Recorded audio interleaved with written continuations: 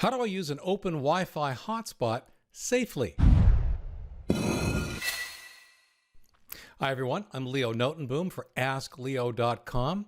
If you're new to Ask Leo, if you're new to the YouTube channel, if you're watching this on YouTube, be sure and hit subscribe. That way you'll be sure to get notified when I publish new videos, which happen several times a week. Hit like at the end of the video if you found it useful. That will also help other people looking for answers to their questions on YouTube find what they're looking for. This is actually a very common question that has morphed over the years. Let me read you one example. I've returned to the same coffee shop where I was a few months ago, where I noticed my email had been hijacked or hacked. This time I'm using my phone, but the last time when I noticed the hack, I was using my computer and doing email over an open internet-free Wi-Fi network. Do you think that could be the source of the problem, or just a coincidence? I'm still afraid to do email from here. It certainly could have been the problem. These days, it's kind of unlikely, but it is still very, very possible, particularly if you don't know what it means to be safe in a Wi-Fi hotspot. We'll go over those details in just a moment. There are obviously other things that could have happened to your email account, but using it in an open Wi-Fi hotspot is at least one of the scenarios where you do need to pay attention to exactly what's going on in order to keep yourself safe. Here's the problem with open Wi-Fi. In short, it's not encrypted.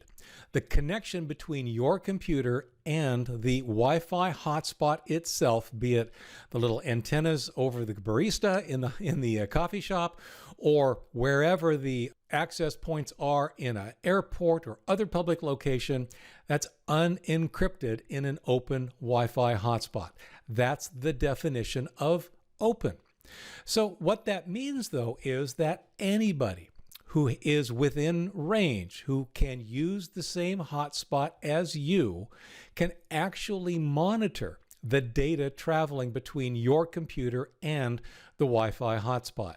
Now, there is one really critical, important thing that you need to be aware of when you're using a hotspot, and that is if your computer requires a password before you can even connect to the hotspot, then it's an encrypted hotspot. It's not an open hotspot. That password on it makes it an encrypted, probably WPA2 hotspot. However, if you can connect to the hotspot and the first thing you get is a web page with like terms and conditions, or enter your room number, or some other kind of validation or verification that you are accessing this other entity's internet with their permission after you accept the terms and conditions, that's an open Wi-Fi hotspot, because you were able to get to that page without having to enter anything. There was no password involved. Once you get to that page, if you can see that page, it may ask for a password. That's not an encrypted hotspot. That's the password for getting past the hotspot to the rest of the internet. It is not something that secures your connection from the other individuals who are able to access that same hotspot at the same time. Your data is still traveling unencrypted between your computer and the hotspot. So what do? Well, you encrypt yourself. Now, the good news here, and the reason that I'm a little reluctant to say that the original problem was actually an email-related problem, is that it's actually, I'll say, almost difficult now not to encrypt your email. If you use a website like Gmail or Outlook.com or mail.yahoo.com, chances are it's via an HTTPS connection. That means the data is in fact encrypted. And while someone in the room who's accessing the same hotspot you are can tell that you're going to gmail.com or outlook.com or mail.yahoo.com, that's all they can see. They can't see your email. They can't see your passwords. Similarly, if you are using a desktop email program like, say, Thunderbird or Microsoft Office Outlook, as long as the connection is configured to use the SSL or TLS ports on the mail server, that too is encrypted. If you're using ports 25 or 110 for those connections, that's not encrypted. And indeed, someone in the room using your same hotspot could probably still see your passwords fly by. It's important then to make sure you're using TLS or SSL connections when you configure your desktop email program. Fortunately, most service providers encourage this, and all the desktop email programs certainly support this. The same is true for your other online accounts. If you're using services like Dropbox or OneDrive, either via their app or via the web, you want to make sure that those connections are encrypted. Well, the good news is the connections used by the Dropbox app on your PC or the OneDrive app on your PC or some of the other storage provider apps on your PC, those are encrypted connections. When you visit the data online using your web browser by visiting OneDrive.com or Dropbox.com, once again, those are going to be HTTPS connections. Those are examples of services doing the right thing. Those are examples of services that are encrypting the connection between your computer and them. That's great. But if you're using other services, whatever they might be, you need to make sure that those connections are indeed encrypted. And that means in a browser, HTTPS, and in an app, trusting that the app does the right thing or not running the app. One of the things that it's important to do, of course, is to use different passwords for every service. Even if, for whatever reason, one of the services you use gets compromised because you used it in an open Wi-Fi hotspot, that means your other accounts, perhaps the ones that are encrypting natively to begin with, aren't going to be compromised because they have a different password. Remember, your security for all of these online accounts is at the mercy of the one with the poorest security. That's one of the reasons it's so incredibly important to use different passwords on every site, because that way, when the site with the poorest security gets hacked, your other services, your other accounts, your other information is not put at risk. So far, the encryption we've talked about has been kind of, I'll call it piecemeal. In other words, yes, we're relying on the HTTPS connection by the websites we visit. We're relying on the apps using HTTPS or SSL kinds of connections under the hood.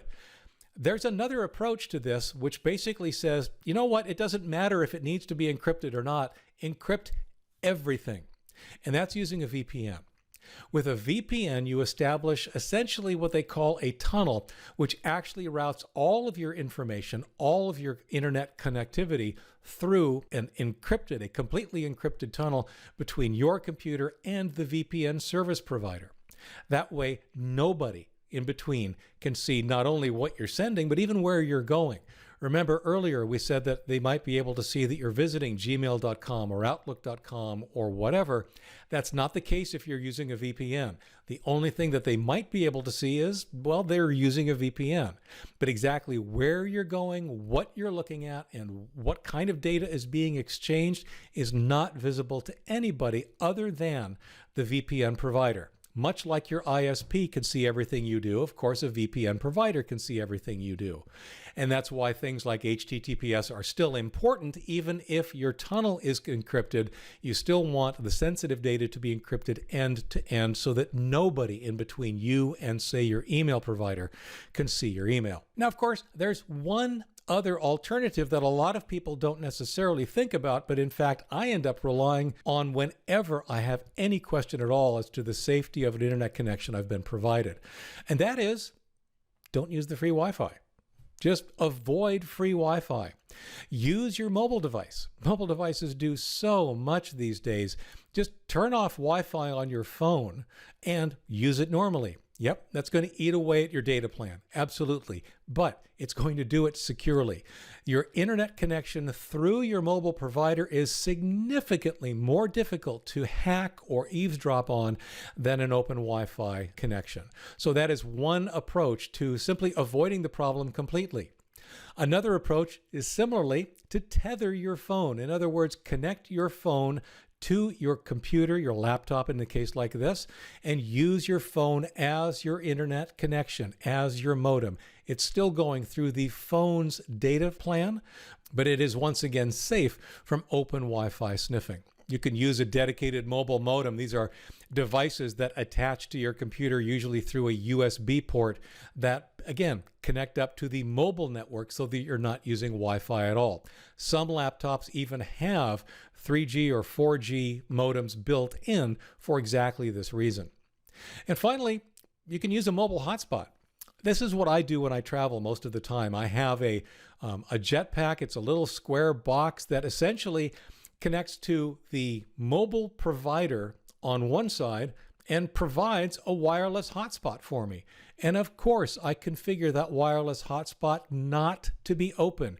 It requires a password so that everything between my computer and the mobile hotspot is encrypted, and then everything beyond that goes on the mobile network, safe from prying eyes. But these are the approaches you want to consider when you're using an open Wi-Fi hotspot. Generally, it's safe to use. I've done almost everything one can think of sitting in a coffee shop, but it requires understanding what is and what is not safe and how to make those unsafe things safe by understanding the technology that you're using from point A to point B. I hope that was helpful. For the original article on which this video was based, for updates, for related links, for comments, visit askleo.com/4790. I'm Leo Notenboom.